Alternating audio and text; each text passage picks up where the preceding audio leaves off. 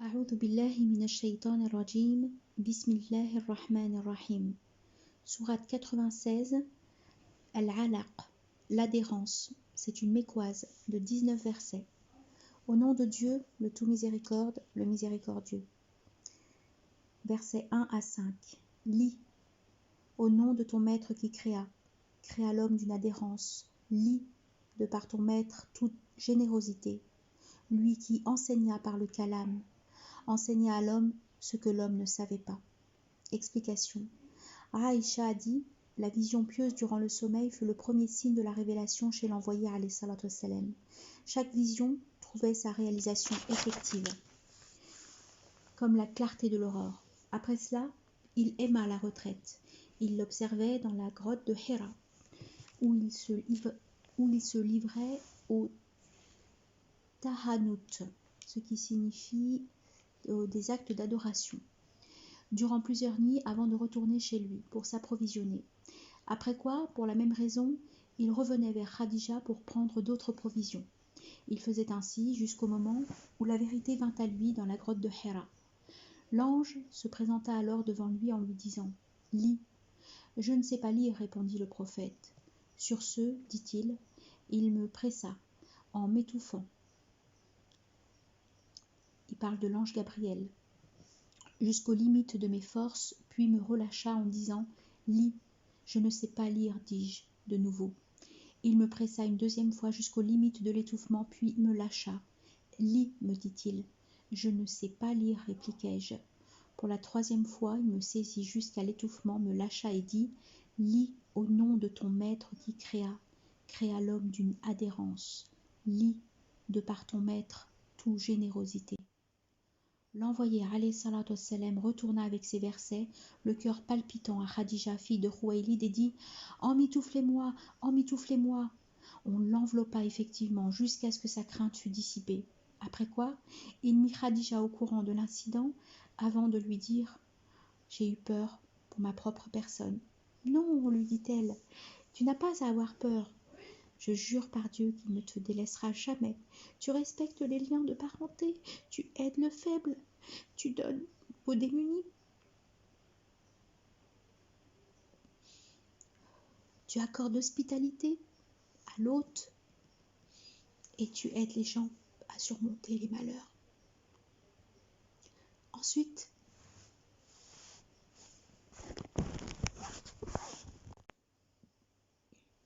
Ensuite, Khadija l'emmena chez son cousin paternel, Waraqa, ben Naufal, ben Asad, ben Abdul Uzza. C'était un personnage qui avait préféré embrasser le christianisme en temps de paganisme.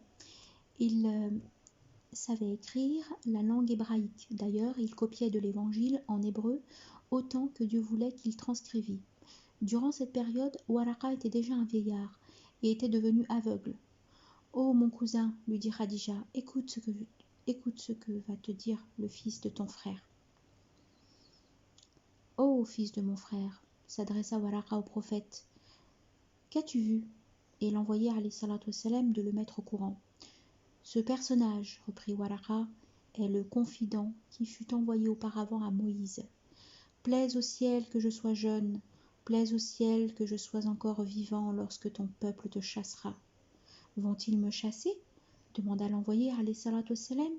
Oui, tout homme ayant apporté ce que tu viens d'apporter s'était vu souffrir d'une certaine hostilité. Je te soutiendrai de toutes mes forces si je vis jusqu'à ce jour. Après cet événement, Waraqa ne tarda pas à mourir. Quant à la révélation, elle tarda à venir pendant un certain temps. Donc ces versets sont les premiers à descendre.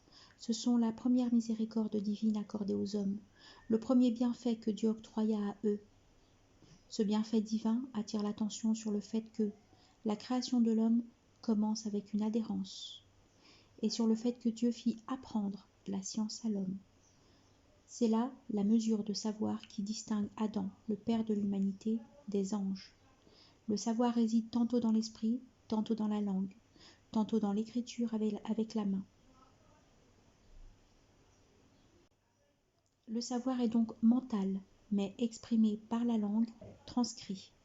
C'est pourquoi il est dit En référence ces paroles, lui qui enseigna par le kalam, enseigna à l'homme ce que l'homme ne savait pas. Versets 6 à 19. Ô non, l'homme ne tire qu'outrance de s'attribuer suffisance, c'est vers ton maître qu'a lieu le retour. Penses-tu qu'interdire à un adorateur de prier, penses-tu que ce soit suivre la guidance ou faire qu'on se prémunisse? Ne vois-tu pas que s'il dément, se dérobe, ne sait-il pas que Dieu le voit? Non. Faute à lui d'en finir, nous l'entraînerons par la houppe de mensonges et d'erreurs. Et qu'il appelle son clan, nous appellerons les archanges. Non, ne le suis pas, mais prosterne-toi, et de Dieu te rapproche. Explication. Les versets « Oh non, l'homme ne tire qu'outrance de s'attribuer suffisance » signifient « L'homme est insolent, arrogant, quand il se voit riche, remarque que sa fortune se démultiplie. » Le verset « C'est vers ton maître qu'a lieu le retour » signifie « Attention, c'est devant Dieu que tu retourneras, et il va juger sur l'origine ta fortune et sa dépense. » L'envoyé alayhi salatu wassalam, rapporte-t-on, a dit: Il y a deux insatiables qui ne se rassasient pas, le solliciteur du savoir et le solliciteur de l'ici-bas. Les versets « Penses-tu qu'interdire à un adorateur de prier signifie leur descente s'est opérée au sujet d'Abu Jahl. Ce dernier menaça le prophète alayhi salatu wassalam à cause de la prière que celui-ci faisait près de la maison. Alors Dieu l'édifia de la plus belle manière. En référence ces paroles, penses-tu que ce soit suivre la guidance ou faire qu'on se prémunisse?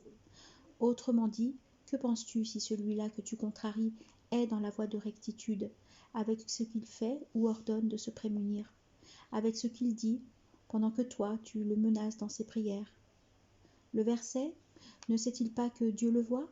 signifie « Celui-là qui contrarie ce guidé, ne sait-il pas que Dieu le voit, entend ses dires, et que par conséquent il le rétribuera d'une rétribution accomplie ?» Le verset « Non, faute à lui d'en finir, nous l'entraînerons par la houppe. » En référence « S'il ne cesse pas de s'entêter, de se rébeller, nous l'attraperons au jour de la résurrection. » Le verset « Houppe de mensonges et d'erreurs » signifie que c'est la houppe d'Abu Jahl. Celui-ci ment dans son propos, et il est dans l'erreur par ses actes. Le verset « Et qu'il appelle son clan » signifie qu'il appelle les siens ainsi que toute sa tribu pour être aidée et soutenue.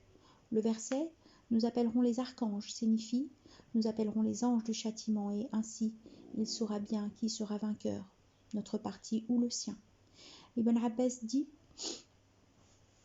Abu Jahl a dit, si je vois Mohammed prier près de la Kaaba, je lui foulerai le cou. » Ceci étant parvenu au prophète, alayhi salatu wassalam, il a dit, s'il le fait, les anges le prendront. Ibn Abbas dit encore, l'envoyé alayhi salatu wassalam était en train de prier près du sanctuaire quand arriva Abu Jahl ben Hisham et lui dit, Mohammed, ne t'ai-je pas interdit cela? Il le menaça. L'envoyé alayhi salatu wassalam lui parla alors rudement, le tensa. Abu Jahl dit par conséquent, avec quoi me menaces-tu? Par Dieu, j'ai le plus nombreux clan de la vallée. C'est pourquoi Dieu a fait descendre, qu'il appelle son clan, nous appellerons les archanges. Ibn Abbas dit encore, s'il avait appelé son clan, les anges du châtiment l'auraient saisi au même moment. Le verset, non, ne le suis pas, mais prosterne-toi et de Dieu te rapproche, signifie, Mohammed, ne lui obéis pas en ce qu'il t'a interdit, prie où tu veux, sans lui accorder la moindre importance, car Dieu est ton protecteur et ton soutien. Prosterne-toi, et de Dieu te rapproche. L'envoyé alayhi salatu wassalam, rapporte-t-on, a dit, l'adorateur est très proche de Dieu quand il se prosterne. Démultipliez donc l'invocation. Fin de la sourate.